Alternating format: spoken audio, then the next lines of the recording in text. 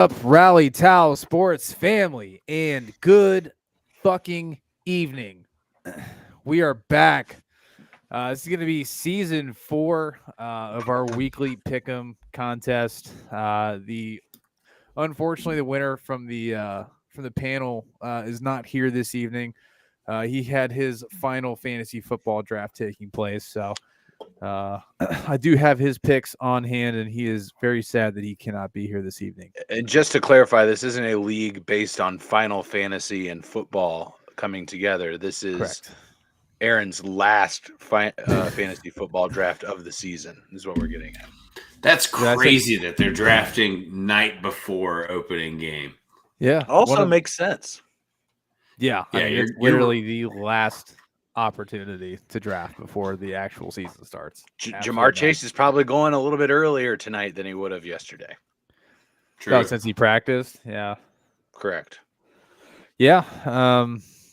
Boys, obviously we're bringing in a new year here. How's everybody feeling about their season? Let's get the juices out there. How we think we're going to do this year? About the pick'em? Yeah.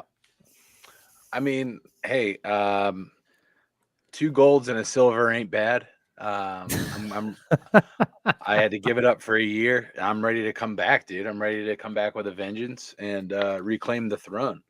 So, however, what I'm most excited for is we've got a new segment tonight.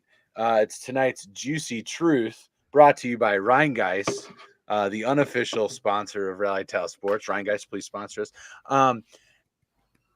This would be the first season, and tonight is the night where the chat is actually going to be able to decide what the punishment for our last place finisher will get this year. So, chat, if you're out there, let us know what you think the punishment should be within reason, nothing permanent or potentially legally binding in any way. Right. No misdemeanor. Well, those lucky people would have got to pick me the last 3 years. So I'm gonna, my goal this year is to just not finish last. Fuck yeah, we're gonna go from fucking worst to first. That's the goal. That's the goal. We're gonna see what we can do. Obviously, there's gonna be some weeks where Bob gets a little saucy, and Bob goes out on a limb and takes some chances, and we're gonna try to encourage that. Limit that. Limit that this year. But who knows? I mean, when you get the kombucha flowing here, it's just one of those things. So I don't know if you guys saw that TikTok. I did send it to you. Yeah, that's fantastic. Very, very funny.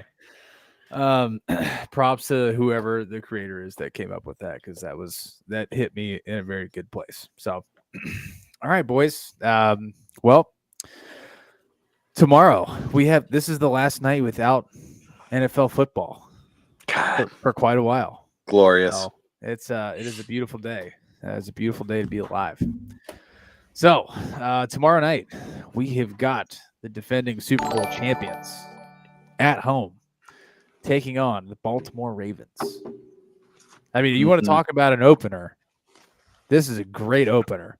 Back-to-back years of really good openers, both unfortunately involving the Chiefs, but really like these. Yeah. I mean, this is going to be just an absolutely quality outing. We're going to get some potential playoff football right off the rip. Very, very excited to see what's going to go on here. So, I feel like it's only fair. We got to let the defending champ lead off. So I will go ahead and read Aaron's pick for this game, and then we can kind of dive into it. So, Aaron's taking the Ravens over the Chiefs. He's taking the Ravens on the road. I was a little taken aback by the pick, but not surprised. Going into Arrowhead beginning of the season, this is going to be a tough game for both sides. So, also do want to imply here, chat. Anybody can play. You need to make sure that you are in attendance all regular season weeks in order to qualify for the prize at the end of the winner and getting a piece of merch. So make sure that you are here weekly or messaging at least one of the 4 of us your picks week in and week out so we can record them and make sure that everybody's on the same playing field. So all you have to do, just follow Charlie's lead. Just put your pick in chat, and I will record them on my nice Google spreadsheet over here. We will keep track throughout the season and update everybody weekly. So, How weird was that calling your dad Charlie? yeah, it's okay. Yeah. Not everybody knows him. So, but chat, that's Pops. It felt weird. It felt weird hearing you say it. Yeah, I know, so I was right? like, what's going on here? Well, I mean, you Charlie? like you've introduced Yeah. your dad to people, like, hey, this is my dad, Charlie, like, or this is my dad, Nick, or Randy, like. Yeah. I've never. I got to be honest with you. I'm not sure if I've ever introduced my dad as anything except for Big Dad or Big Nick. I believe that's the only Big- way that he's ever been introduced. Dad. Big Dad or Big Nick. Big Nick. That is what he goes by. Love it. Love it. Love it. Love it. All right. Corey, we're just going to kind of take this in order. Obviously, runner up last year. Okay. Ravens Chiefs. Ravens on the road in Arrowhead. Who you got? Yeah, I love this matchup. It's going to be a lot of fun. Great way to start the season off, just as we did last year. And going into Arrowhead's going to be tough, but the Lions were able to do it last year. They went into Arrowhead, kind of, trademark of their season, getting started, picking up right where they left off last year. And I think that that's going to happen again this year, and that these teams are going to pick up right where they left off last year, with the Chiefs beating the Ravens again. Patrick Mahomes is 15-4 in September. Obviously, he lost the first game last season, but odds are telling me Chiefs, and them at home. Patrick Mahomes at home. It's really difficult for me to bet against them. Give me the Chiefs at home on this one. Todd. Yeah, I think the thing that people maybe aren't necessarily considering if they're picking the Ravens is the Chiefs got better offensively, especially at wide receiver. Right. I think that's the big thing for Mahomes, is that he has more than just a couple of targets that he can get the ball to now. I think Xavier Worthy is going to be a pretty valuable asset for them once he gets his NFL shoes on. I don't necessarily see him being super impactful week one, but I think we'll hear his name called at least a couple times last night. And fellas, I got to tell you, something that got a lot of publicity kind of early on that hasn't got. Lamar Jackson is like uncomfortably skinny for a quarterback in the NFL. It is odd. Yeah. Yeah. It kind of bothers me What up, that Carp? he looks more like an Olympic sprinter now than an NFL quarterback in terms of his body shape. And I have a feeling Kansas City's just going to put it on him and put him to the test and see if he holds up week one. I think he's going to get pressured a ton. This is a test to this offensive line for Baltimore as well, with some new pieces on there. And this, to me, this is a good test for Derrick Henry wearing a Ravens uniform week one. I have a feeling that the Ravens are just going to get fucking hammered. I'm not saying score wise, but I just think they're going to Kansas City is going to kick the shit out of them right away. Just smash mouth football, put it right back in their face. Give me Kansas City at home, fellas. So shout out to both of the Ryans in chat. Looks like we're gonna have a Ryan battle, the Jester versus the Carpenter. Two quality professions back in the day. That's for sure. Yeah, this is one is Jesus Christ and the other one's a fucking clown of the Renaissance. Hey, don't you do my boy Jester like that. Apples and fucking tomatoes, buddy. Just kidding. I don't know him, so I just don't like the comparison of the jobs, Bobby. That's what I'm kind of getting at. I'm sorry. I was. It's preseason for him too. All right, he's working here. He's working. Hey, I don't like it. I'm working on it, man. Hey, I don't like it. Hey, write it down. Fucking write it down. The dressing's out on the side. I send it back. Yeah. I tend to agree with you guys. Love it, Jester. Yeah, I don't see any world in where the Ravens can go into Arrowhead week one and Dad, you made a great point. Possible three-peat. The Chiefs actually have something to play for this year. They've got like NFL history on the line. Nobody's been able to three-peat. There's very few teams that actually have had the ability to, have this achievement in sight. And yeah, I'm going to take the Chiefs at home. Yeah, this is going to be a tough game for the Ravens. I think the Ravens are going to spend a lot of time trying to find their identity for the season. Of all the teams in the NFL, I think they've gone through quite a few dramatic changes, especially on both sides of the ball. They lost a big guy with Patrick Queen, obviously bringing in Derrick Henry. Are they going to, like, what's that dynamic going to look like between him and Lamar? And yeah, it's going to be tough. Hold on. I want to comment a couple of things. First of all, if the Chiefs are already focused on winning the third Super Bowl, they'll lose tomorrow night. If they're not worried about the Ravens tomorrow night, they will lose tomorrow night. They have to absolutely be ready to play because the Ravens are. I don't think the Ravens are by any means going to get walked out of this stadium. I think it's going to be a hell of a football game. I also think the Ravens' identity is Lamar Jackson. I think that's who they are. That is what their team, and everything runs through quite literally Lamar, right? And it's just we've been saying this for the last couple of seasons. Like, all right, well, when I don't know about the Ravens this year. The Ravens could go either way. Last year is what we said. They could either be at the cellar or they could win the division. It turns out they won the division, and I'm kind of getting this. I guess maybe like mid 2000s Pittsburgh feel out of the Ravens lately, to where they're just always really good, at least in the regular season, right? And that's what tomorrow is. So I don't want to come across as a podcast as to where, like, while we are an anti-Ravens podcast, I think we, real respect real. We understand how I'm not dismissing the Ravens in any way, shape, or form. I don't think you understood what I'm getting at here. I'm just saying, like, the Chiefs have some fire. They've got something to actually play for this season. Like, obviously, they have something to play for every year. That's my point. Like, you mean they have something to play for every year. Yeah, but every game seems more important, when you're trying to three-peat. So you got to attack each week like it's the Super Bowl if you're the Chiefs. Like, you've got to come with that level of intensity. You got to, especially on a week one game where you're playing one of the best teams in the NFL in the Baltimore Ravens. Like, you've got to bring it. So obviously, I don't think their focus is anywhere beyond this game this week.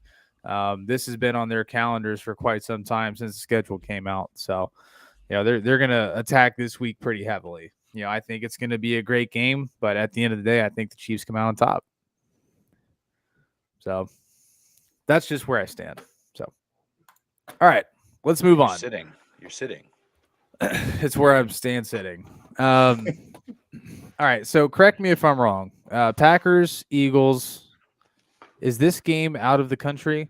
It's in Brazil. It's in Brazil. Okay, I just wanted Ponytail whip.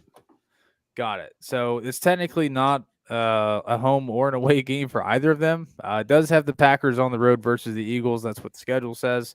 But obviously they are on a different fucking continent. So. Sorry, it's gonna take a minute for me to get back into this, boys. So just bear with me. Drink more of that kombucha. I'm working on it. Yeah, I think Thursday, Friday night games. This is gonna be great. Ariel, thanks for popping in, man. Appreciate you swinging through. Casey, got you. Yeah, we've got another good one on the board for you. Obviously, the Packers, stunned the Cowboys in the playoffs last year and had a lot of momentum. Going into the offseason, and seems like they only got better outside of losing Aaron Jones to a divisional trade. But other than that, I think the Packers and Jordan Love, they've got a pretty good roster. And then the Eagles, they added Saquon, biggest move for them in the offseason. That's going to be interesting to see how that pans out. Todd, who do you got? I just want to make a note that players for both the Eagles and the Packers are telling their families not to come to this football game because of how dangerous the country of Brazil is, specifically how dangerous Sao Paulo is as a whole. So if anybody from the NFL just catches this 10 seconds of this podcast and I'm talking about it, probably don't put a football game back here. Don't put a football game back in Brazil. When the athletes themselves are concerned about bringing their families, that's, as the kids would say, that's a red flag. It's a red flag. Yeah. Straight Rizzlard. So you like that? That's my dad joke of the day for everybody. Please don't do that again. We'll see how I feel. God, this is a funky game, boys. This is kind of a funky one. I'm picking the Eagles, but I have a feeling that this is going to be the over-under is 48.5, 49.5. I'm taking the under in this game, boys. It just feels like things are going to move kind of slow for, first game, and you're in a new country. Your first game of the season's I believe in a different time zone for both teams and a different fucking continent. Like I just have a feeling this is going to be kind of an oil game, fellas, where we're going to see not a lot of movement, ton of field goals. Just feels like a slow one for me. But I am taking the Eagles here. I think the Eagles, I mean, they had, to me, the best offseason of any team in the NFL. And I'm very intrigued to see offensively what they put together in terms of like what Kellen Moore brings to the table as an offensive coordinator for Jalen Hurts. I mean, Jalen Hurts is who he is. He's one of the best athletes in the league. And, if all else fails, if, they can't get the ball going over the air, he can hand the ball off to Saquon Barkley now, or he can just take off. So right. I'm taking the Eagles here just based on, I think that it's too challenging for Green Bay. Sure. Keep in mind, I have zero context here. I just have picks. Aaron is taking the Packers over the Eagles. Of course he is. He does. So. He's done this the last two. I don't know if I feel like I'm in fucking deja vu. I do. He always takes the Packers week 1. Corey, who you got? Yeah, don't forget the Packers, while may have lost Aaron Jones, I think they got better in the running back department with the add of Josh Jacobs there. So I'm intrigued to see how that plays out. I think it'll do well for both Jacobs and the Packers, and Jordan Love being a byproduct of that. All this said, I actually feel like this is going to be a high scoring game, Todd. Reason being, I feel like every time we go south of the border, there's just a ton of points scored. Obviously, I'm thinking back to that Rams. I think it was Rams Chiefs game. Yeah, where over 100 points are scored. Yeah. So I feel like there are going to be a lot of points in this one, and I'm excited to watch it. Obviously, on a Friday night, that'll be a lot of fun. But I'm with you here, Todd. Give me the Birds. I'm taking the Eagles here. I think the Eagles,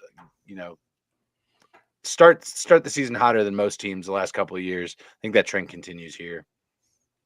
Yeah, I don't have much to add. I'm also taking the Eagles. Aaron's a lone wolf with the pack. So Eagles. Corey also took the Eagles. All right, Ariel. He's also taking the Eagles. So Aaron is a true lone wolf between chat. I want to put this out here to the universe as well.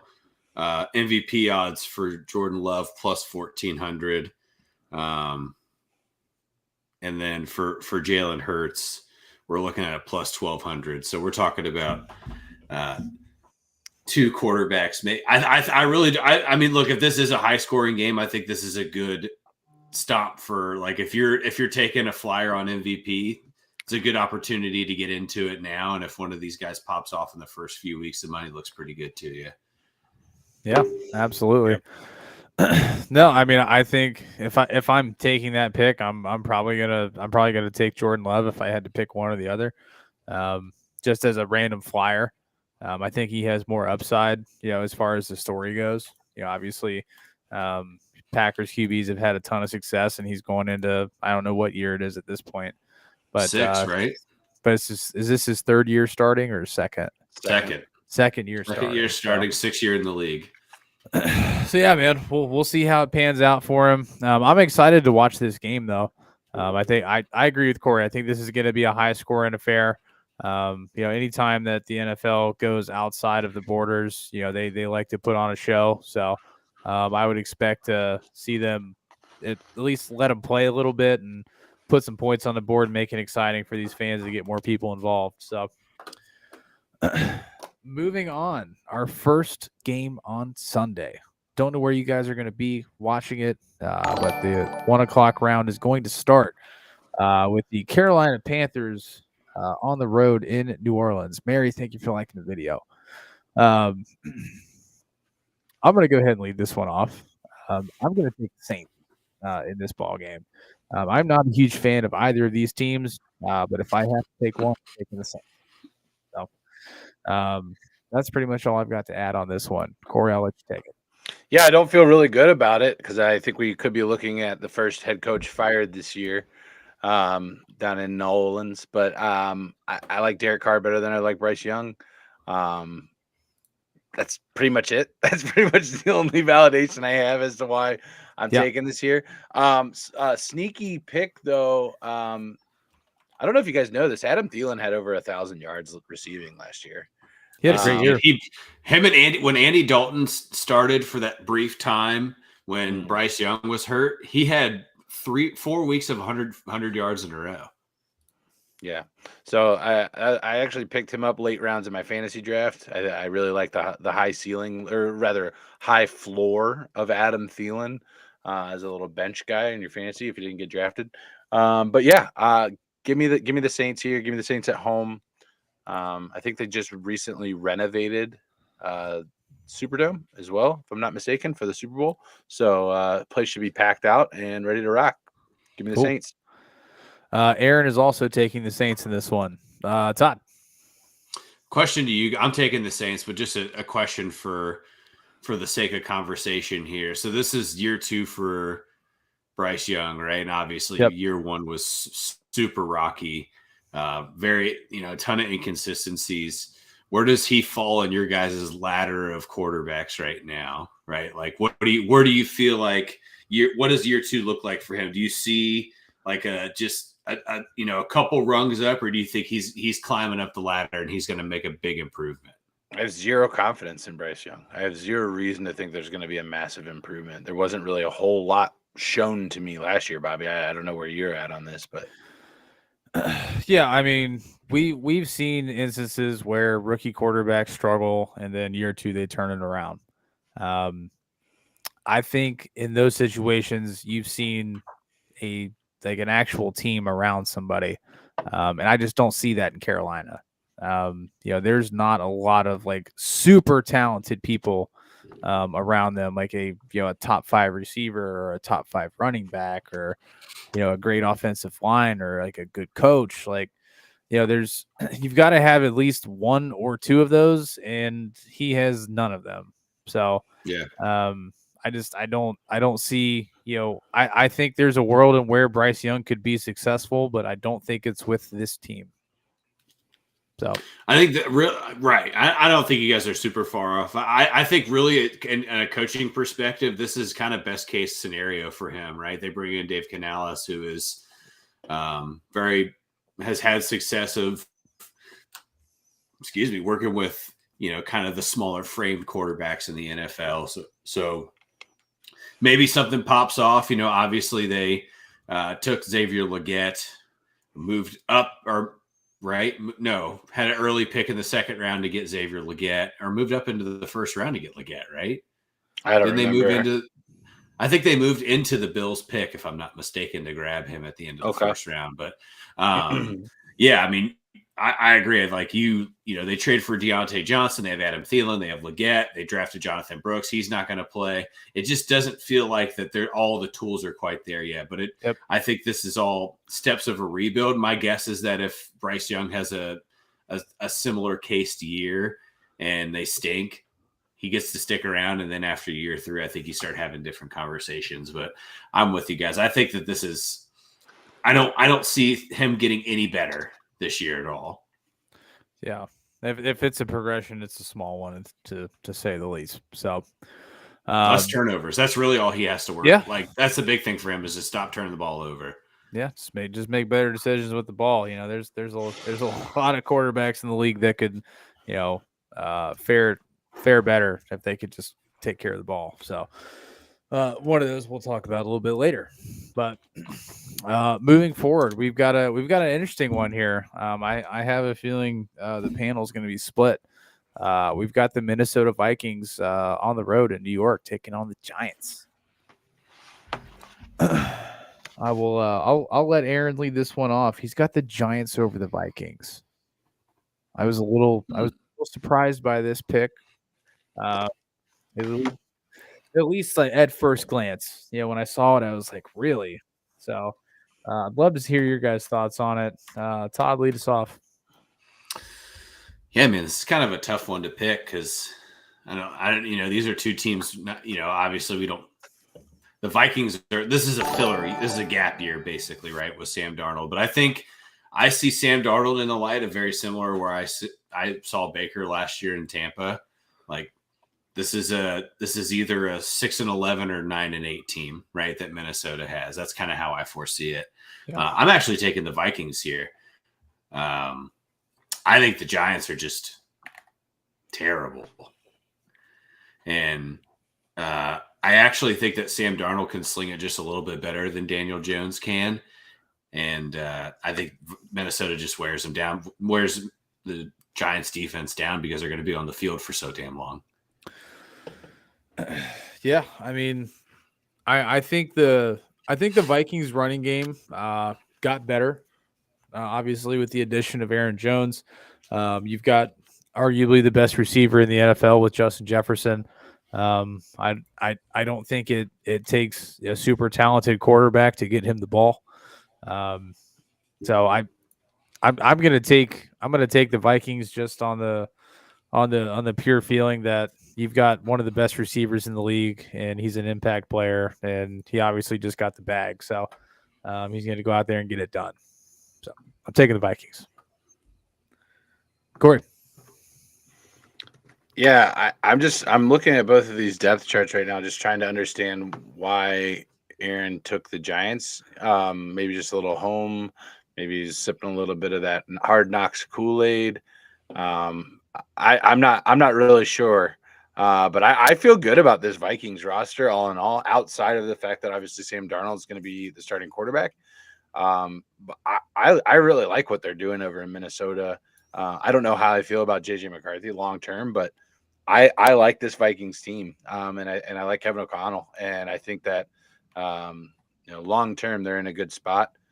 So give me the Vikings here. I just like I don't know who's generating points on the Giants offense right now. I just don't know where the points are coming from.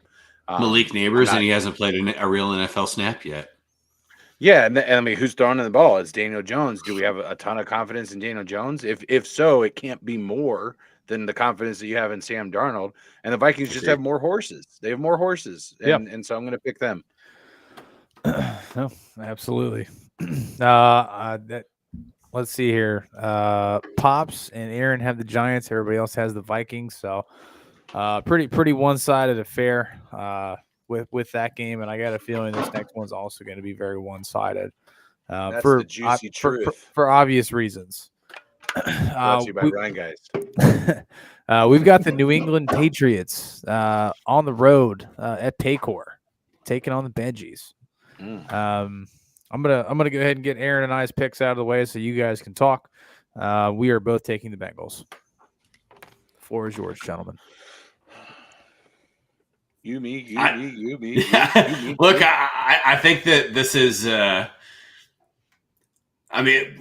We've all kind of seen the turmoils of what New England's gone through in the offseason and kind of the miscues through camp and stuff as well.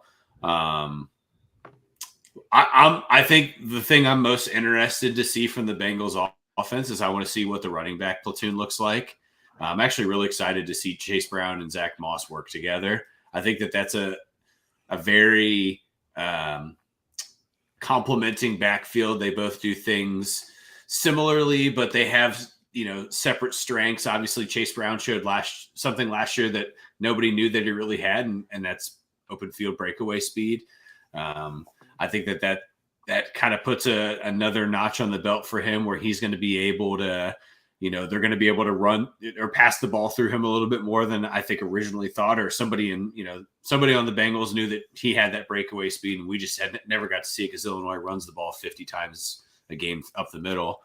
But yeah, I'm obviously taking the Bengals here. I don't want to kind of put too much skin in the game on, what I think is going to happen or what I'm most looking forward to, because I think that I'm kind of going into week 1 as kind of an open book, because I want to see how things unfurl.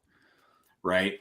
And then, if I'm just breaking it down defensively, I'm just looking forward to seeing depth play on defense. That's really my main thing. Watching different lines rotate in and out, seeing some different perspectives from the secondary, right? Obviously, I think Mike Hilton is still questionable for the game, right, Corey? I think he practiced today.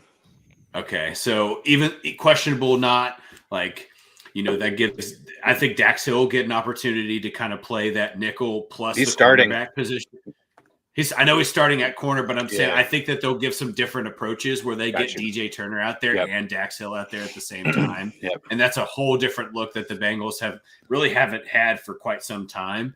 Just a quick update real quick, Todd, just so you know what you got.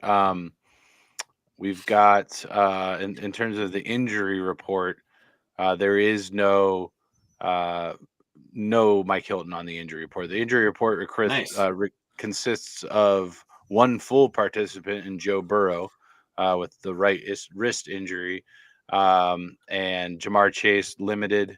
The injury was just rest, and Chris Jenkins with a thumb limited, and Amarius Mims limited in practice with the pec injury. Yeah. So that is good.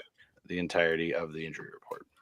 Cool. Yeah. So I think from a secondary perspective, we're going to see it's going to be a totally different look from what we saw last year. I think that's the thing I'm most looking forward to seeing, is it's just the depth in the secondary, which was really was a big missing piece. Question. The Joe Burrow wrist, is that throwing, non-throwing? It's throwing. Throwing him. Mm-hmm. It's the one that he injured last year. I hadn't heard anything about it until just now. So from all reports indicate that Joe Burrow is completely healthy, ready to go. Okay.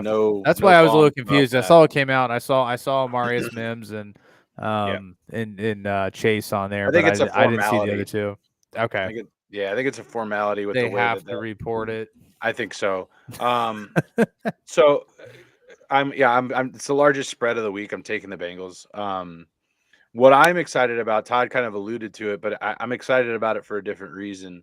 I am excited about the secondary and seeing there. And hats off to Dax Hill. This is a guy drafted as a safety, was on the verge of losing a job. Third year now? It is his third season. And this front office, this coaching staff believed in Dax Hill, in his athletic ability and in speed and ball skills, and said, we're going to give him a shot at corner. And he went out and earned a starting spot on an NFL roster at a position he wasn't drafted in. And I think that says a lot about Dax Hill. I think it says a lot about this coaching staff being able to bring out things from players. The addition of Von Bell is something that I am just ecstatic back. Bringing Von Bell back to the secondary, immediately voted a captain. At first, when you bring Von Bell back, you're like, tail end of the career, he'll probably be a rotational package player. No, this guy is a full starter, taking 80% of the defensive snaps here for this secondary. And then obviously they still feel. Go ahead, Bobby. What's up? Was he on that Super Bowl roster? He was. Yeah, okay, he was on the Super Bowl roster. Okay. And then he went out and got his contract with Carolina. Right. So DJ Turner is going to get a ton of playing time. This is a guy that they're very impressed with in camp as well. And don't forget Geno Stone, addition from Baltimore, coming in and bolstering that with Jordan Battle back there as well. So I feel really good about this secondary. It's time for them to rise up and become what they can be. There's a lot of veteran leadership, but a lot of young talent that needs to be what they are. And we haven't even mentioned the best player yet in Cam Taylor-Britt. So it's a lot of fun going on. And so what I'm excited about that is not just that core, but how does that impact the rest of the defense all the way down into the box? One of the biggest issues for the Bengals last year is run defense. Not a whole lot being done to shore up the interior of that defensive line. But what I think this secondary does, kind of putting a lid on the top of this defense, it will allow your two veteran leaders in Logan Wilson and Jermaine Pratt to play downhill football and enforce stopping that run from the middle of that defense. So I'm excited about that. I'm excited what that's going to mean for Logan and Jermaine. They kind of looked like they were playing out of themselves a little bit last year, and I think a lot of that had to do with the lack of confidence, if lack of a better term, confidence that they had from the secondary. And so I'm excited to see what that'll bring alongside, obviously, seeing Joe Burrow full off season, healthy with the horses. Andre Yoshivas, another guy I'm really excited about, could have a breakout season. Excited to see what he's going to bring, but it's going to be fun, baby. It's going to be you know who's ruler of the jungle, right? Yes, I do. Dan Hurley, buddy. Dan Hurley, That's head big coach time. of UConn basketball from the Northeast. Back-to-back national champion. Yeah. Dan Hurley, ruler of the jungle, week 1. Another thing, I'm throwing it out there. I'm super excited about this. Is Joey Chestnut's going to be doing a 1v5 bratwurst eating contest at halftime of the. Good Lord. In 2 or 3 weeks, I think it's at the Bengals second game. Yeah. Oh my God, that's amazing. I mean that. Wow. I do believe that I will. That's a Monday night game. That's a Monday night game, right? I do believe I will. Yes, Washington. Yeah. I will be procuring tickets for that game because if anything, I want to see this dude just crush 5 people eating brats. I think that's just one of the best athletes in the world. One of the best athletes in the world, Joey Chestnut is. I'll fight you to the death on that. Yeah, no, I mean the dude. Man, I think he just housed 83 hot dogs in 10 minutes. Yeah, yeah, it's insane. To the house. What a legend. Yeah, absolutely. So yeah, clean sweep on the Bengals for this game. Not a shock. The Patriots are they are in full rebuild mode. Yeah. So it's it is what it is. Every team has to go through it, and that's where they're at. So. On to another AFC North team with a much more difficult matchup this week. The Steelers on the road in Atlanta taking on the Falcons. This Falcons team had one of the best off seasons of any team in the NFL. They obviously got way better at quarterback. They improved defensively, like literally like up until like. What was it? A couple weeks ago when they I'm spacing. Who did they sign? Defense. Matthew Judon. Yeah. Matthew Judon. Yep. Yeah. I mean, they've done nothing but get better. The Steelers finally made a decision. Russell Wilson's going to start week 1. Jalen Warren did practice today. He's dealing with a little hamstring issue, but he was a full participant. He seemed healthy from everything that I read. Everybody said that he looked good. Obviously, you've got him and Najee in the backfield, but I think Russell Wilson's still a big question mark at quarterback. Which version of Russell Wilson are we going to get? On Sunday. I think that's really the big thing. I'm in love with the Steelers defense. They always seem to compete, but man, this is a tough game to start your season. Especially with what the Falcons did in the offseason to get better. So this is going to be my first hedge of happiness pick. I'm going to take the Falcons here. I just don't know if the Steelers offense is going to fall into that same thing they did last year, where the offense is going to put the defense in bad situations and force the defense to try to recover. And it just seems like it's going to be one of those games where we're going to see a lot of the Steelers defense, not a lot of the Steelers offense. So, because realistically, we didn't get much better at receiver. Obviously, we lost out on the Brandon Ayuk trade. He ended up re-signing with 49ers for the exact same offer that was on the table to begin with. So he really didn't want to leave. He just wanted to see how much more money he could get, and nobody was giving it. And he's like, okay, I'm going to re-sign with 49ers. Like, I'm kind of glad it shook out that way, because it just goes to show you that he's just trying to get the bag, and that was it. So yeah, and there's certain ways to do it. Obviously, it was just drug out and gross. So yeah, like Jamar's situation isn't fun. Like, just speaking as a bank, like, it's not fun to watch your star receiver sit out the whole training camp. It was fun to watch him come back today, but at the same time, there's difference in holding in and holding out and then making it a Right. public spectacle and dragging 4 other teams into it and Yep. everything like that. It just got ugly, and I don't Yep. know. I was Didn't like very it. happy with the way it shook out. I'm glad that we ended up not Yeah. signing him because it just seems like I it think would you're have been more better off. problems than what it was worth. So, Yep. 100%. and the Steelers notoriously draft very well for the receiver position. So, if this isn't the year where we can get things done, I can't imagine we're not going to draft a top tier receiver coming in the next season and do something a little bit better. So. Yeah, I'm taking the Falcons. Let me pull Aaron's picks up real quick. I believe he also took the Falcons. He did. So Aaron's got the Falcons. It looks like most of chat has the Falcons as well. Corey, who you got? Yeah, I'm taking the Falcons as well. Fun note though, this is the Arthur Smith revenge game. So Very true. just think about that. The things that I really like though are that about the intriguing parts of this is going to be Pittsburgh's defense against this Atlanta offense, because there's a lot of questions there, like more so on the Atlanta offense side, and this is a hell of a test. Kirk Cousins does a really good job making decisions. Pittsburgh's defense does a really good job making people make bad decisions. And so that'll be a pretty interesting matchup there. Kyle Pitts, Drake London, Bijan, like these are all things that we are all really excited about seeing. But, at the same time, you got to get through Pittsburgh. The other side of the coin, I really like Atlanta's defense. I'm very bullish on Atlanta's defense from a fantasy perspective as well. I think they're the 4th defense off the board in my fantasy draft, and that got me a nice D+ grade, but I love them. I absolutely love them. And I'm excited about what they're going to be able to do this year. So could be a really nice matchup for them week 1 from a fantasy perspective, but give me the dirty birds. I mean, they're on the waiver wire in most leagues that I'm in. If you need a defense week 1, this might not be a bad matchup for you to scoop them up and give them a quick play in week 1 and try them out. Todd, who you got? Fellas, it's the return of 1 p.m. Kirk Cousins. He's back in full effect. That's a very good point as well. From a defensive perspective for Atlanta, if you're watching this game, I think we're going to hear Zach Harrison's name a lot. Picked him last year in the 3rd round from Ohio State. Oddly enough, Corey and I share a similar interest in this Falcons defense because I've been following the Falcons camp pretty close.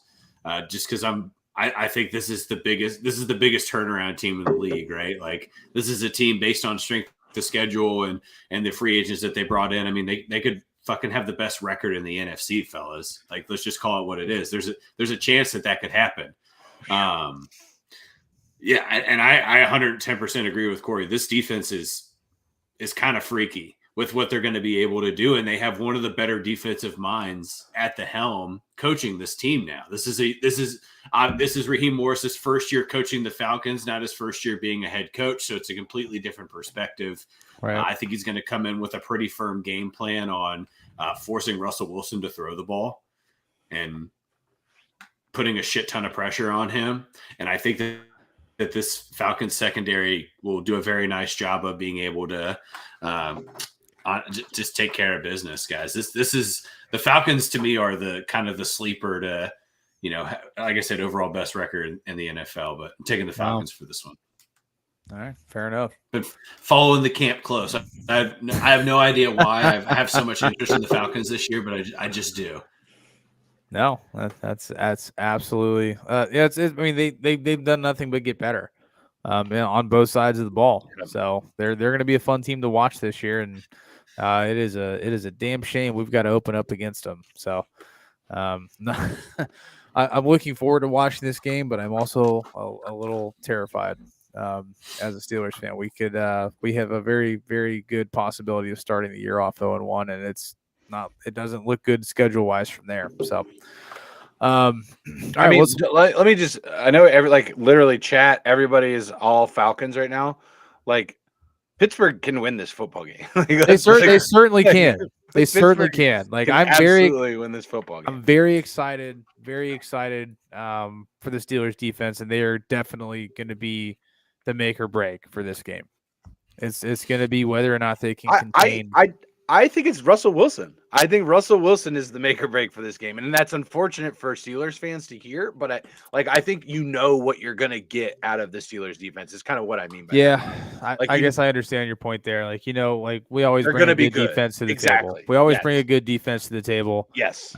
It's whether or not we can put points on the board, which has been our Achilles heel the last ever since Roethlisberger left. So even the last year or two when he was there, it was still somewhat of a challenge for us to put points up. So, I've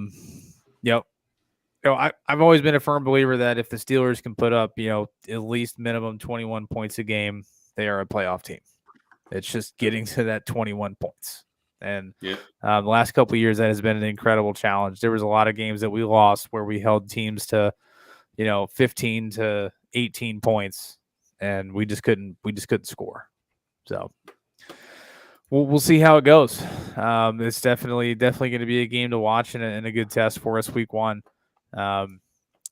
Moving on to our first divisional matchup of week 1. We've got the Houston Texans taking things on the road to Lucas Oil Stadium, taking on Anthony Richardson and the Colts. A couple years ago, this would not have been an exciting game to talk about. This is an exciting game to talk about, boys. Got C.J. Stroud, Anthony Richardson, obviously Michael Pittman Jr., Tank Dell, Stephon Diggs. There's a lot of big names in this game. So very excited for this one. Is this our last 1 o'clock? No, we still got a few more. There's a lot of I forgot. There's a lot of 1 o'clock games. Good Lord. There's not very many 4 o'clocks this year. Most of them are at 1. 1, 2, 3, 4. Okay. Yeah, they've got them all spread out. But yeah, we've got the Texans and the Colts. Obviously, CJ Stroud coming off an unbelievable rookie season, just leading the Texans to places that they didn't think that they could go last year. Definitely making the Panthers look pretty terrible for taking Bryce Young over CJ Stroud, nonetheless. Aaron is taking the Colts over the Texans. So I will lead there. Todd, you can follow that up.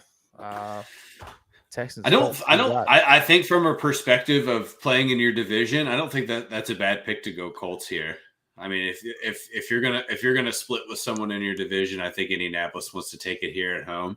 I know I kind of poo-pooed on Anthony Richardson a couple weeks ago when we did our over-unders. But I am really interested to see how he handles a divisional week 1 matchup. And I think from a composure perspective, you look at him play. I mean, the dude fucking is ice in his veins all the time, like just smooth as butter all the time. So I'm really interested to see week 1 at home. It's going to be fucking super loud in Lucas Oil for this game. Really, if you guys remember, the reason the Colts didn't make the playoffs because they lost to the Texans the last week of the season. So I do think that there's a little bit to that. And for that reason, too, I'm also going to take the Colts here. Wow. Damn it. I think that this is the one, like I said, you're playing week 1 in your division at home. Stakes are high. I think CJ Stroud is going to have a little bit of a cool off time here to start this season. And I'm not saying that he's going to suck, right? Don't misinterpret that. I just think things are going to cool down just a little bit for CJ Stroud, just a little bit. The running game did improve with Joe Mixon. Obviously that is a good addition to have in your backfield. I think Houston has one of the best offensive lines in the league. I don't think they get enough credit for how good that offensive line is and how much that gave CJ Stroud the ability to do what he did last year. But the Colts always kind of sneak away with one. I mean, they seem to split with their division most times, right? I think they take one here at home week 1. Set the tone. Absolutely. Rob, if you want to get on the pick'em, please just message me your picks up until this point. We've had Ravens at Chiefs. Well, just pull up the schedule and just start from the top down and just message me directly, and then I will get your picks up to date here. This is the last of the. I'm sorry, we've only got. We got a couple more 1 o'clock games. 3 more left. 1 o'clock games. Yeah, so just give me until the 1 o'clock games, and then we'll tag along from there. I'll go ahead and go next here. I am 1000% taking the Texans. I loved what I saw from C.J. Stroud last year. I My biggest hesitation for this offense was the addition of Stephon Diggs. I was thinking maybe he could be a big issue. He just got voted team captain. I don't know how much of an influence that is, but that tells me that he's at least bringing some leadership to this team in some way, shape, or form. I don't know if it's just a veteran status or what, but my mind tells me that they wouldn't have voted him a captain if he was going to be a problem. So I'm all just about, trying to be positive with this team because they have so much talent. That line is fantastic. They got better at running back, and CJ Stroud is, one of the best young quarterbacks in the league. So I think in the battle of quarterbacks, we always go, who do you like better? I like CJ Stroud more than I like Anthony Richardson, although I think Anthony Richardson was cut short last year by that injury. I still think CJ Stroud has the nod for me, so I'm taking the Texans. Corey. This is a rat fucking line right here, boys. This is a rat fucking what is it? line. So it opened at plus 2.5. It opened at 2, and now it's at plus 3 on some sports books, 2.5 on others. So you get the wash at some places, and you don't at the others. However, it opened at plus 2 minus 110 for the Colts, and now it's plus 3 minus 120. So Vegas is taking some of that by giving you the extra point there. And I'm looking over at where all the money's going right now. 78% of the money, or excuse me, 78% of the money is on the Texans to cover. 89% of the money is on Texans money line with 82% of the bets. This is Vegas getting over on people. I think the Colts win this football game just based on the rat bullshit. I'm going with the Colts just based on Vegas here. I fully was prepared to take Houston in this game, but I'm going with the Colts. I have no logic other than just thinking this is fucked, and there's 0% chance I'm betting on this game. Yeah, no, that's crazy. This is not one you want to touch. Well, they're baiting you into it because it's even. If you look at what is it for. It's even money to take the Texans with the spread. Texans minus 3 is even money. It's just weird, man. It's weird. Yeah, that's a weird. Well, either way, well, I guess we'll have to wait until Sunday at 3:45 and see how this game shakes out. So, all right, well, let's move on. We've got the Arizona Cardinals taking things to Buffalo, take on Josh Allen and the Bills. Todd, lead us off. Who you got? I just want you guys to know that Mary took the Cardinals when we did our little pick'em together, and she explained it to me, and I don't think the Bills got any better. And what did we say a couple weeks ago? I don't think the Bills really got any better. So either she's listening or something's going on here. But I got to take the Bills here. I don't know. It's before Thanksgiving. I know we're okay with picking the Cardinals. I gotta see him put 4 quarters together before I can pick them for anything. Kyler Murray came back last year, played pretty decent through the back half of the season post injury. Yeah. I am. If you look at lowest graded, and I'm comparing fantasy football to NFL, lowest graded fantasy teams and who was most commonly drafted, it was Marvin Harrison Jr., which I think is interesting because everybody is so high on this dude to have a monster season.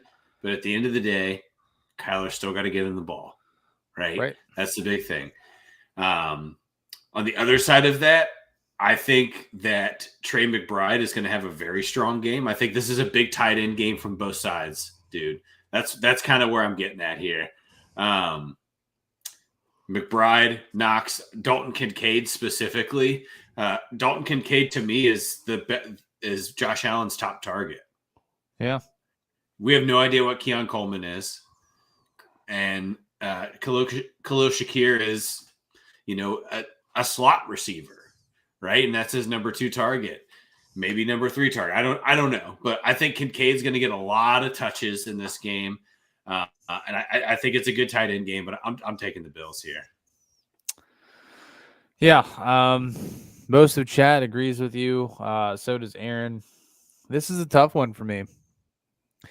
I think the Cardinals have gotten, considerably better, and the Bills have gotten considerably worse, especially on the defensive side of the ball. I think this is my game where I'm comfortable taking a flyer here. I'm gonna take the Cardinals here. Ooh boy. I've got to have some differences from you guys if I want to, try to make some moves. And this is one game where I'm comfortable doing that. I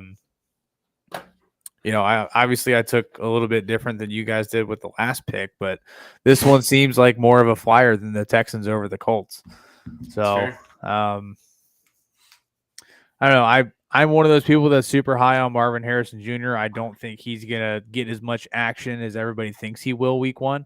I think majority of the targets are going to be Trey McBride and those checkdowns. And, I think a really good recipe for the Cardinals to beat the Bills is just being able to control the ball, methodically move down the field, and put points on the board. Because if they can just wear that Bills defense out that is already just tattered and in shambles at this point before the season even starts. Not having Matt Milano is so critical for Buffalo. Because we saw after Milano went out last year, that team fell apart. Not just the defense, the team. That team fell apart. So and he's not going to be there week 1. Not going to be there at all. Yeah, but that's why I took the under on the over/under for the Bills this year, buddy. Yeah, he's such a big piece of that team, man. He's one of the best players in the league on the defensive side, and him not being there is truly going to hurt the Bills. I will say this, like I said when we were doing the over/unders, the Bills take a major step backwards this year. I'm going to take the Cardinals. So, Corey, who you got? Yeah, I got the Bills here. I don't disagree that I kind of feel like this team is kind of crested, but I still feel like they're pretty good and they're pretty dangerous, and they're going to ruin a lot of people's seeding and potentially playoff opportunities are the Bills. I don't necessarily see them as a top Super Bowl contender. I really do. I like Keon Coleman, and I'm excited to see what he's able to bring to that offense. Love him from a fantasy perspective as well. Just from sheer touches and targets, I think he's going to get a lot of them. And Josh Allen, they still got Josh Allen, and he's still really, really, really, really good at football. Cardinals got a lot of stuff to work on, and going into Buffalo for a rookie coach, there's going to be some opportunities to fuck up. So give me the Bills at home. Sure.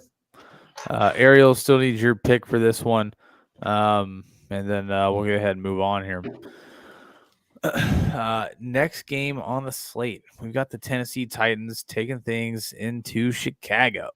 Take on Rob's Bears. The Bears. Obviously, this Bears team is a completely different look from what we saw last year. Completely different. I would say probably one of the biggest transformations in the entire league when you're looking just at that team top to bottom. So obviously last year late they acquired Montez Sweat. They already had DJ Moore. Then the offseason they acquired Keenan Allen, DeAndre Swift. Now they drafted Caleb Williams #1. This Bears team is a completely different look. They're taking on the Titans, who I think their biggest offseason acquisition was Calvin Ridley. So let's see it. Corey, lead us off. Who you got? Give me the Bears. I have no faith in this Titans team. I don't know what they are, and I don't know what they can do. I don't necessarily think that they're going to be a high-flying offense, I think is what they're gearing towards. I think that's why they went out and got Calvin Ridley. I think this is going to be like an air raid style offense that we see out of the Titans. That's why they were comfortable with Derrick Henry going somewhere else. That's why they went out and got Calvin Ridley. They've got a guy that can sling the ball a fucking quarter mile. That's what this offense will become. I just don't know that they're there yet. And I also have no idea who the fuck is going to stop Montez Sweat. I have no idea who's going to stop him. So Will Levis, get your, lace him up, get your PF Flyers on, boy, because you're going to have to outrun the beast, and it's time to get going. Give me the Bears. I don't think it's a blowout, but I think the Bears end this game with a kneel down. Sure. Aaron is taking the Bears. I am also taking the Bears for all of those reasons. Todd, who you got? I think this is a really good introduction game for Caleb Williams into the NFL too. This is a very this is towards the bottom tier of defenses in the NFL that he's going to be facing. Bobby said there's a ton of weapons offensively. He didn't even bring up that.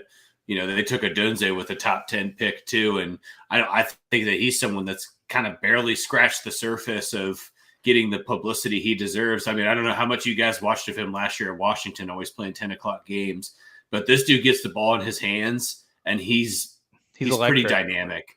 Yeah, he's dynamic. There were conversations of him being taken prior, as the first receiver in this draft pretty significantly leading into the week of the draft itself. I think that is going to be a combo we're going to hear a lot over the next few seasons in Chicago, at least over the next 4 years. We're going to hear a lot of, it's going to be highlight reels of Williams to a Dunze. There's going to be some crazy catches. And Corey brought a perfect point. Who's going to stop Sweat? That dude's a fucking freak. It's a shame that he got sunk up into Washington for as long as he did. And we all saw what he did getting into Chicago, and Chicago stunk last year. And he led the second half of the season in sacks, if I'm not mistaken. Did you guys see the stat where he led two different teams in sacks? Yeah. First player to ever do that. First player to ever do that. He's nuts. That's what I'm saying. He got overshadowed in Washington because of because of the Commanders just continuing to be a shit show. But Sweat. To me, he's a top 5 edge rusher, fellas. Oh, for sure. And now he's going to get the opportunity to get some good publicity. And the Bears are funky. That's kind of my funky team of this year, fellas. Yeah. It's gonna be interesting to see how it shakes out. Yeah, but, the Bears had one of the best off seasons, and if Caleb Williams is everything he's cracked up to be, I'm gonna owe Tez a pizza. So, seems like I owe a lot of people food for various things. Stop betting people. Cut it out. Hey, we're the generous degenerates, boys. That's what we do. Love it. All right. I think. Hold on. I'm gonna get this right at some point here. So this is the last one. Yes, this is the last 1 o'clock game. That's what I was getting at. The last 1 o'clock game. Finally, we're here after what seems to be like 36 matchups. No bye weeks, fellas. They got to shove these games in at 1 o'clock. Absolutely. We've got the Jacksonville Jaguars taking on the Miami Dolphins in Miami. Yikes if you're a Jags fan here. Aaron's got the Dolphins. Todd, I'll let you lead it off. Corey, you brought up that Dennis Allen will likely be the first coach fired this season. I actually believe that the first coach fired this season is in this game. I think Jacksonville is gonna. No, I'm just kidding. I think Jacksonville is gonna take a kind of a dive off a cliff this season, fellas. I really do. Yeah, I'm taking the Dolphins here. I mean, I don't know, man. Who is so obviously Christian Kirk is the top target, right? They drafted Brian Thomas Jr. and that's kind of it, right? I mean, Travis Travis Etienne. Etienne. Yeah, I don't know, fellas. It just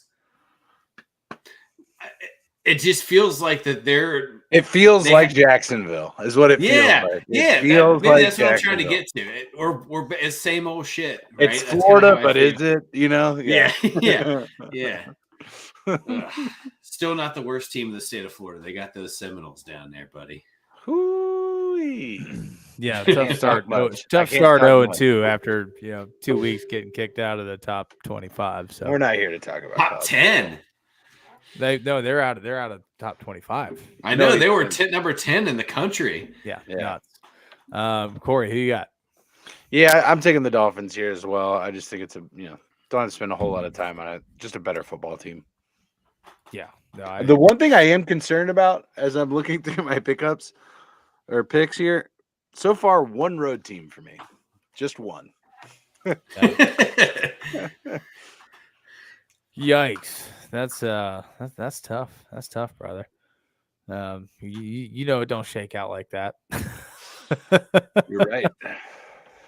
So you're gonna have to start making some changes with these 4:00 games. I don't know. We'll see. We'll see how it goes. We'll see what I got. I don't know. All right. On to our first 4:00 game here. We've got the Denver Broncos taking things up to Seattle. Take on Geno Smith and the Pete Carroll-less Seahawks. Man, it's a good thing to say that. God, he's the worst coach ever. Okay, I got it out of the way. Todd, Broncos, Seahawks, who you got? Boys, I'm taking the Broncos. God damn it, Todd. I'm taking the Broncos. Corey and I have been in agreement a lot to the beginning of this season. I like what Sean Payton is going to do with Bo Nix, fellas. I like it a lot. I've seen Bo Nix be very consistent in the preseason. You know exactly what you're getting in him. And I think Sean Payton just plays right into his hand with that. Right. I think this is just a time control game for Denver, fellas. I really do feel like that's what this is going to come down to. They'll get the ball and they'll just chip and chip and chip and chip. Next thing you know, 8 minutes are off the clock. Maybe it's 3, maybe it's 6, but I have a feeling Denver's going to be able to do that 4 or 5 times. And I think Seattle, with having Pete Carroll and having a new head coach, I feel like there's a little bit of lost identity with this Seahawks and this roster. And I think Denver's going to actually surprise some people this year. So I'm taking the Broncos on the road. No, I see that, and I thought I was pretty dead set, and then you started talking, and I've got some decisions to make. Corey, who you got? Just give me 1 second here. I just want to speak truths, whole truths. Nothing but the truths. Pete Carroll, I believe, is 14th all time in head coach rankings. Anyway, shut the I know Pete Carroll it's a big blow here. But I'm going with the Broncos here as well. I'm like, if I had to rank it in confidence 1 to 16, it would be a 1. Because it just doesn't sound right. But I believe in Bo Nix. I thought he would be the best quarterback coming out of the draft. And I still think that. This guy has played like 400 seasons of college football. He's got a ton of reps. This guy's ready to play. Blew these guys out of the water. Thank God I said out of the water there. When he went in and demonstrated his knowledge and ability to learn the playbook overnight. The way that he's going to be able to walk up and control the offense early on. Elected a captain as well was Bo Nix of this team, which, okay, quarterback, but it's a rookie. It's a rookie quarterback stepping in. It is a big deal. So I'm a believer. I don't know that the Broncos are going to be a team to really contend with, but I did take their over, which is just 6 wins. I can see this team winning 6 games this year, and I think that they get it started Week 1. This is my second road pick so far. Big test going into Seattle. That place is going to be rocking, but give me the Broncos. Yeah, for that point that you just alluded to, is the reason why I'm taking the Seahawks. Extremely tough environment to play in. Obviously, first live NFL game. I think Bo Nix does have a lot of potential. I don't think he gets off that schneid week one. I'm going to take the Seahawks here, for the mere fact that the Seahawks at home. It is one of the most difficult environments to play in all of the NFL, just with the noise. There's going to be some miscommunications. And how well is a rookie going to handle that? This is going to be a really good test for him, week one, and we'll kind of see how it pans out. But I like the Seahawks here. So does Aaron. This is actually pretty split between us and chat. So it'll be interesting to see how this one shakes out. Little fantasy nugget for you all. Obviously, Bo Nix headed back up to the Pacific Northwest. You know who else is coming with him on that roster? His favorite wide receiver, Troy Franklin, coming up with there. Troy Franklin's probably available in most of your fantasy leagues. So if you're lacking some depth at wide receiver, this guy could see a ton of targets. Obviously, Mims is going to see a lot of them. But yeah, they released Tim Patrick too, right? Don't just write off Troy Franklin just getting a ton of touches, ton of targets, ton of production. I like the upside for a flyer on a waiver. So throwing that out there. All right. All right. All right. Well, let's move on to these old Vegas Raiders. Headed on to take Jim Harbaugh and the Chargers on there in LA. Man, what the hell are the Chargers going to do this season, guys? Where's Aaron when you need him? He's our resident Chargers just know it all. Aaron, if you're watching, we love you. Aaron's got the Chargers over the Raiders. So yeah, I'm in agreement here. I don't know. I don't know how much time to spend on this matchup. I'm not too excited about it. It's the worst one of the week. Yeah. Give me the Chargers just because Justin Herbert, I guess. I don't know. I mean, I'm going to take the Chargers because the Raiders are fucking awful. So that's all I've got. Fair point. Todd, do you have anything to add? I believe Mr. Harbaugh announced his fullback today as a defensive end who is 6'4", 300 pounds. Good. So converted a defensive end into a fullback. I like that. I think that's a defensive back or a defensive tackle. A defensive end. End. Okay. Do you guys remember how fucking electric Lorenzo Neal was? I want that back in football so bad. Mike Allstott. Oh, dude. I didn't even want to say his name. I can't. Pepper needs new shorts. You just love seeing the big boys run. It's just kind of. I do. Kind of is what it is, man. It's deep in my bones. No, absolutely. This is going to be the last game that involves an AFC North companion. We've got the Cowboys taking things on the road up to Cleveland.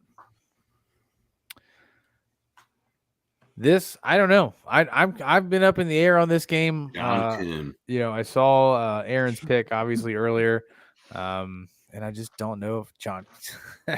Nice, the good old Packer. Can I go? Go for it. Give me the Cowboys.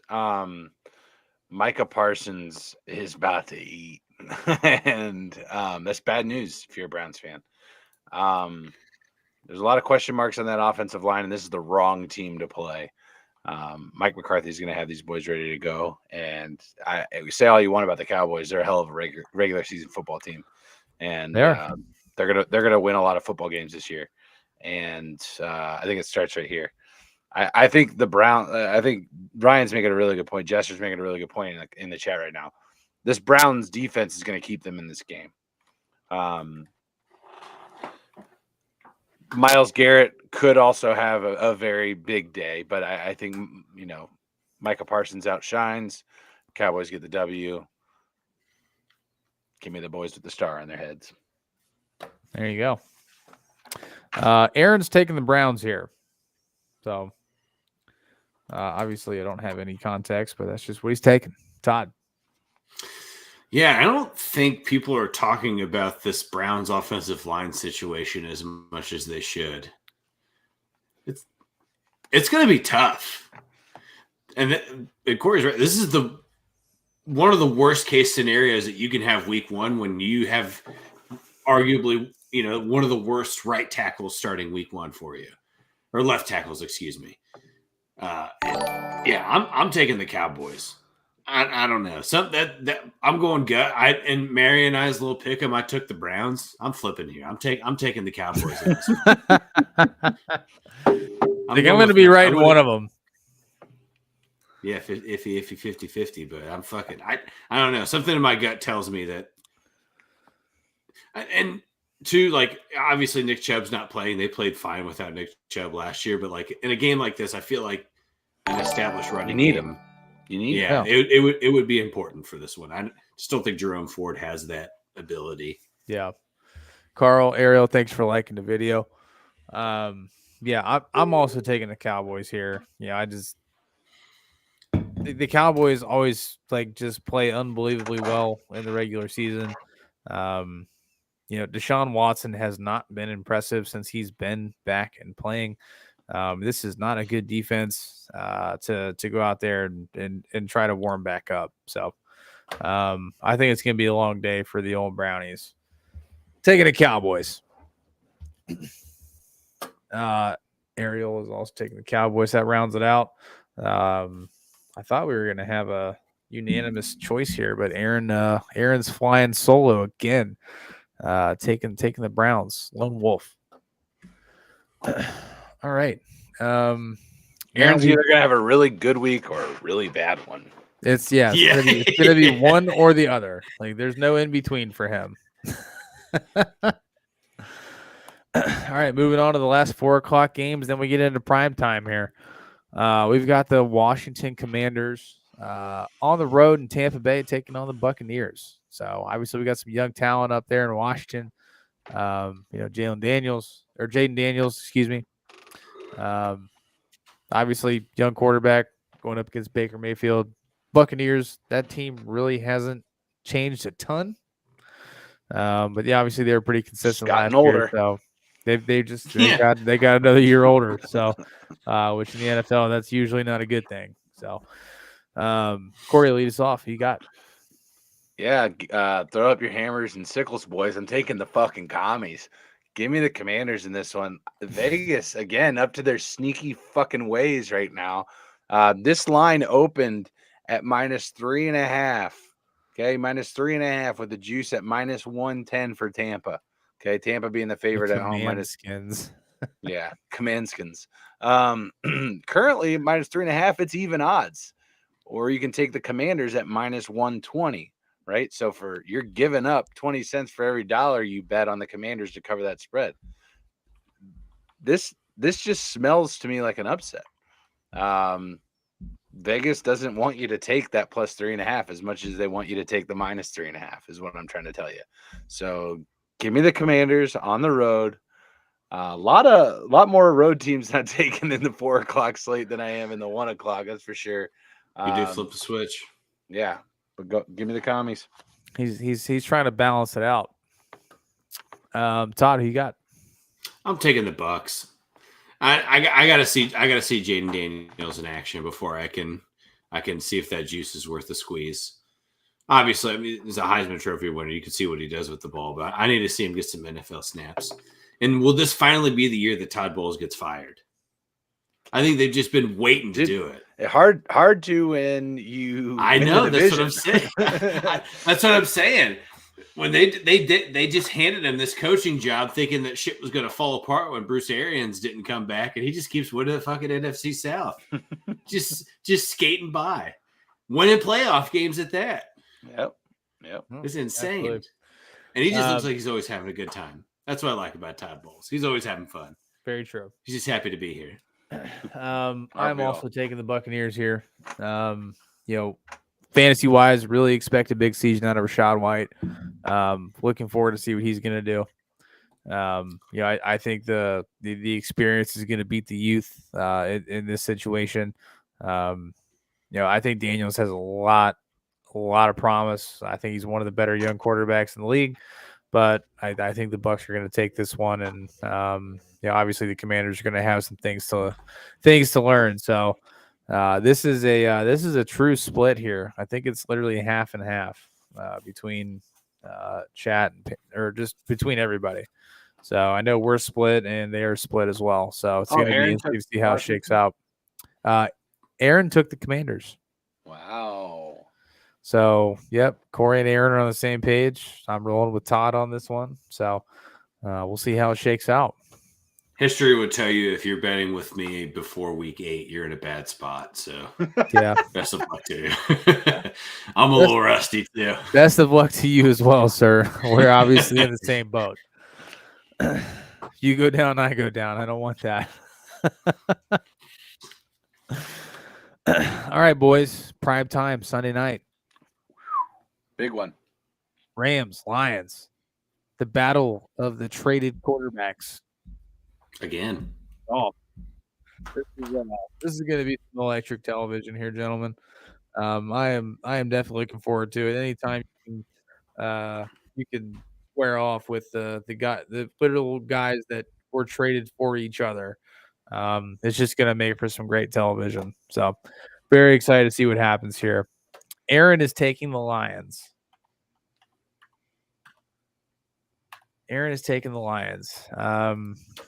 God, this is such a tough one for me. I'm going to ride with Aaron on this one. I am also taking the Lions. I think for me, it's just a pure gut pick. I love Dan Campbell. I love what the Lions have going on. They continue to get better. They've done nothing but prove that they are a legitimate contender year in, year out from this point until that core group of players changes. So give me the Lions here. Corey. Yeah, Ford Field is going to be rocking. That place is going to be electric.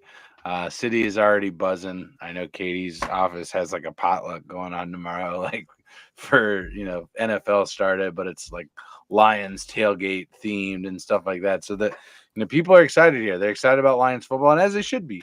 They've earned that for playing so well. But smells like a trap. Smells like a trap game coming off the highs of last year. Is every game a trap game? I think 9 times out of 10, I would take the Rams. But not tonight. Not tonight. No, little fucking miracle for you. All right, I'm taking the Lions at home here. But I am nervous about this game. I am just as a pseudo Lions fan, I am nervous about this. I think that this could absolutely be like a hangover game. The Rams are going to be sneaky good this year. Do the Lions come out just kind of expecting to win this one? Do the Rams come out with something to prove, with a chip on their shoulder after the way the last season ended? While Dan Campbell is a really good head coach, Sean McVay is better. I mean, you can say whatever you want. Sean McVay is a better head coach. I think we're all comfortable with saying that. But I think people have forgotten about how good of a coach Sean McVay is. And this team continues to improve. Biggest question for me is Aiden Hutchinson going to decide to be a football player? Because he vanished last year in that NFC Championship game. So need him to establish himself as the guy, especially as a guy that's getting ever closer to needing that second contract. So Aiden Hutchinson needs to establish himself as a premier edge rusher in this league, and it has to start Sunday night at home, where that place is going to be getting wild. But give me the Lions at home. Get this thing started right. Cool. Todd, wrap it up. My fullback for you guys in true Lions fashion is going to be Corey Schlesinger. I'm taking the Lions, fellas. Taking the Lions. Hell yeah. Well, this is all-time Lions great. Best fullback in the history. Thank you, Josh.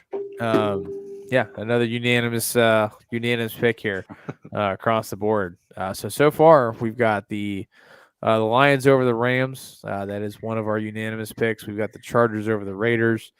That is another. Dolphins over the Jags. Everybody took the Bears over the Titans.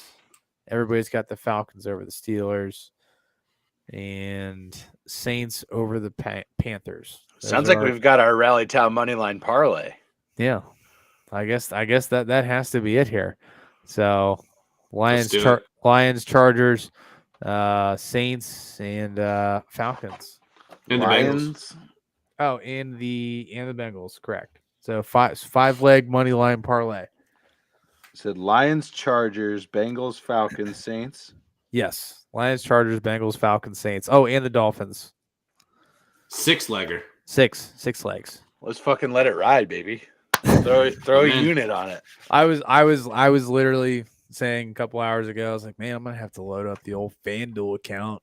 I'm up plus 2 units after Saturday, so I'm ready to roll, dude. I'm ready to ride. Let's get it popping. I almost sent something in the group chat about that old Gator money line bet, and Aaron's like, I really like that, and I almost replied to it. I'm like, this did not age well. Yeah, I appreciate you not doing that. I did not, because it was still a little raw. It was like Yeah. the next day, and I was like, I can't.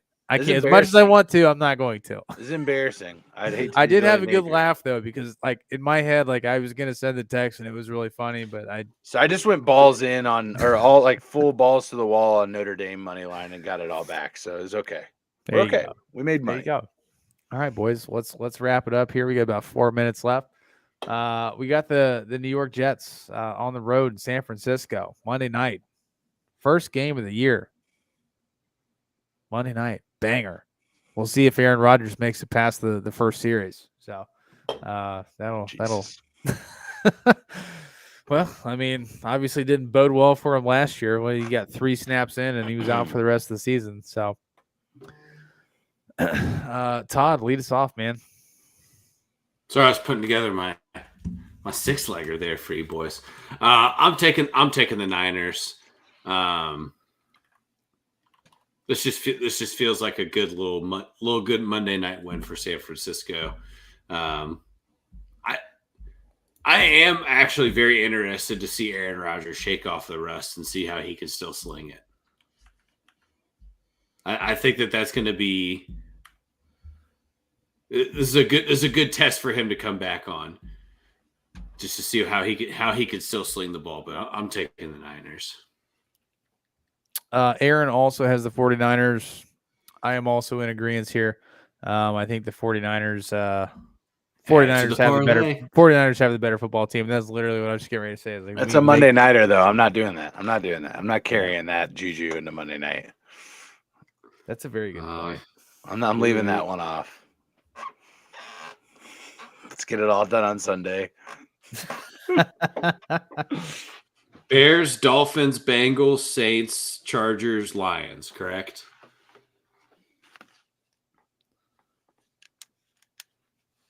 Let's see here. That should be a 7-leg. So Lions, Chargers, Dolphins, Bears, Falcons, Bengals, Falcons. Saints. That's what I'm missing. 7-legger. Okie dokie. It'll all come down to Detroit. I know. This would be a Sunday sweat fest, fellas. Oh boys. Yeah, I'm taking the Niners here as well. I think it's going to be a fun game. I think the Jets cover, but give me the Niners at home. Yeah, I'm also taking the Niners. Looks like all of chat agrees with that as well. Great defensive matchup here, fellas. No, it's gonna be a banger. Robert Saleh revenge game. Yeah, yeah, right. But yeah, that's gonna wrap it up for week 1, chat. Appreciate everybody. Punishment. We haven't decided what our punishment's going to be. I don't think we have to have it ironclad week 1. Oh my but god! All right, Aaron's not here anyway, so Right. Yeah, we got to figure that out before we finish next week. It's not up to Aaron though. It's up to the We've chat. got homework. You got homework, chat. That's what your homework is for the week. You need to think about what is our punishment going to be for the person that finishes in last place. Is it 24 hours in a Waffle House? Is it they have to audition for a local pro sports dance team? What is it going to be? You decide, think about it, and get back to us next week. Yeah, absolutely. Nothing permanent. Yeah, like, nothing misdemeanors. Spend 24 hours in a McDonald's, and for every menu item you eat, you take time off. Menu item? Junior cheeseburger. Yeah, there's a certain denomination of time. I've seen those. I've seen those happen. They seem interesting. Have to eat the amount of brats in 24 hours a dude. Oh my god, dude. That's beautiful. Oh my god. I think I might do that just for funsies. That's brutal. 24 hours. There's no way I could eat 83 hot dogs in 24 no, he's saying hours. when Chestnut eats them at halftime at the Commanders game. Commanders-Bengals game on Monday night. Yeah, he just needs 10 minutes to eat 80 dogs. I can't do that. Yeah, I couldn't do that over a 3-day stretch. Dude, I might lose on purpose now because I just want to see if I can do it. I think I think we need to see how many he eats before we even think about that being something that we do. I'm bought into that. That's a I'm half. that. I mean, don't get me wrong. I'm always down for a good dog, good brat, but that seems like a lot. It's a little silly. Seems like a lot, but we will figure it out. We'll figure That it is out. a true form of punishment, though. If you think about it, I like that. I like that. Keep going. Keep walking down that road, Jeff. Yeah, let's keep walking down that road. You're headed in the right direction, buddy. You're fucking narrowing it in. You're close. You're close. Yeah, I think we're in a good place there. We just because I mean, if the dude house is, there's no way that any of us here, Todd, I love you. You're not eating 70 dogs in a fucking 24-hour period. You won't be able to. No. Like yeah, even if he puts down 50 brats, like you're not doing it. No. Right.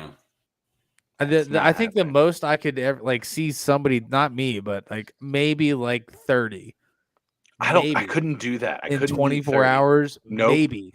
I said maybe. I didn't even say it was guaranteed. I could 15 would be the max I could do. No buns though, right? No buns. Oh, dude, he buns it down, buddy. So it had to be brats and buns. Oh yeah. I could probably do 10 max in 24 hours. I have to wake up and just eat brats. In a 24-hour period, I think if I really put my mind to it, I could probably do 20. I could probably do. Just see me out there on a Sunday morning at fucking 9 a.m. on the grill. Yeah. First pack, putting it down. That's a different type of sweat too. When you put down that much brat sweats, meat. That's a lot. That's a weird meat sweat, buddy. That's how you become the sports guys. Well, whatever the punishment is, it does have to be publicly viewed on a social media platform. So, agreed. All right, boys. We'll chat. Like I said, appreciate everybody swinging through this evening. We'll be back next week. Yeah, we did it. First week's in the books. Football's back. Paul, I apologize. I was not on my game tonight. I've been up since 3 o'clock this morning. I've only got 2 days left of this grind, and then I will be here getting hammered for your viewing pleasure week in and week out for the next few months. So, baby, grind on me. Relax your mind and take your time on me. Go ahead, Bob. You just gonna sing us out? Sing us out, yeah. All right, we'll catch everybody next week for week 2. Best of luck in your fantasy leagues. Obviously, week 1 is always exciting. The real winners are the losers in week 1. So you can catch those waiver wire pickups. So don't be down on your luck if you take an L this week in fantasy. Just make sure you're all over the waiver wire. That's this week's advice. So, you Beautiful. guys take care, and we will catch you next Wednesday. Peace. Peace.